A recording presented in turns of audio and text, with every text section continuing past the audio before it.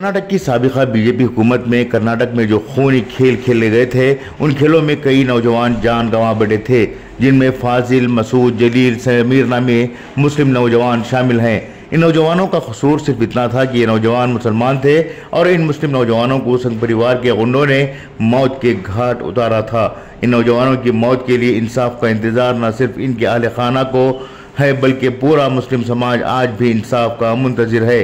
मंगलुरु के एक नौजवान प्रवीण नट्टारू को जब कत्ल किया गया तो उसके बाद इस मामले की तहकीकात NIA को दी गई थी।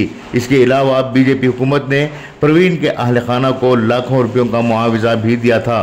इसी तरह से शिवमोगा में बजरंग दल के कारकुन हर्षा के अहल खाना को रियासती हुकूमत की तरफ से 25 लाख रुपयों का मुआवजा दिया गया था। बीजेपी हुकूमत ने उस वक्त अपनी संघी सोच व फिक्र को लेकर इन संघ परिवार के कारकुनों के तय हक तो अदा कर दिया, लेकिन इंसानियत की बुनियाद पर मुसलमानों के साथ इंसाफ करना मुनासिब नहीं समझा।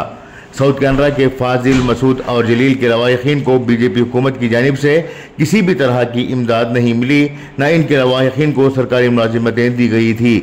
मंगलुरु के बल्लारे के साकिन मसूद का ताल्लुक किसी भी सियासी या समाजी तंजीम से नहीं था, बावजूद इसके इस नौजवान को कत्ल कर दिया गया था। मसूद इकलौता बेटा था और इसके कत्ल को प्रवीण के कत्ल का बदला कहा गया।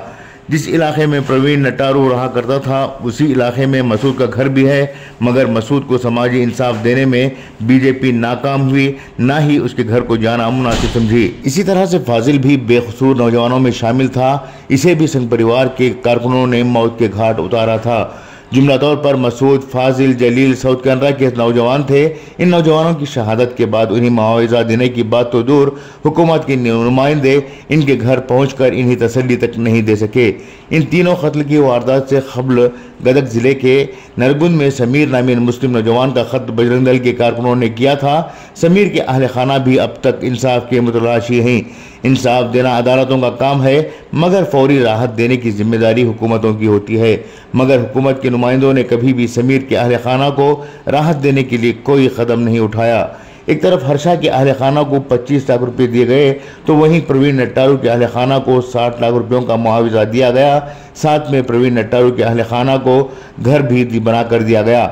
मौत किसी की भी हो, मारने वाला कोई भी हो, लेकिन यहाँ इंसानियत दम तोड़ रही है। ऐसे में हुकूमत ज़ात पात या सियासी जमात देखना नहीं चाहिए, ये अखलाकी जिम्मेदारी नहीं है। जिस बीजेपी के लीडरान मुसलमानों की मौत पर आह भी नहीं करते, उनसे अखलाकी उसूल के ताल्लुक से कैसे सोचा जा सकता है।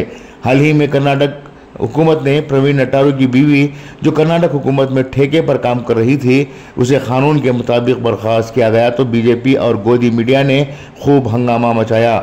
इसी हंगामे के दरमियान वज़ीर आला सिद्धरामैया ने प्रवीण नट्टारू की बीवी को दोबारा खिदमत पर मामूर किया है। चूंकि रियासत में समाजी इंसाफ और समाजी जिम्मेदारियों को उठाने वाली कांग्रेस हुकूमत है, इस हुकूमत के दौरान मुसलमान सिर्फ कब्रस्तानों, मस्जिदों के लिए हक मांगने के बजाय फाजिल, मसूद, जलील और समीर के अहल खाना को भी समाजी इंसाफ दिलाने के लिए आवाज़ उठाएं। इनके लवाहिकीन को मुआवजा देने के लिए मुसलमानों की नुमाइंदा तंजीमें हुकूमत के सामने पेशकश करें, तभी जाकर मुसलमानों के 88% वोटों का हक अदा होगा।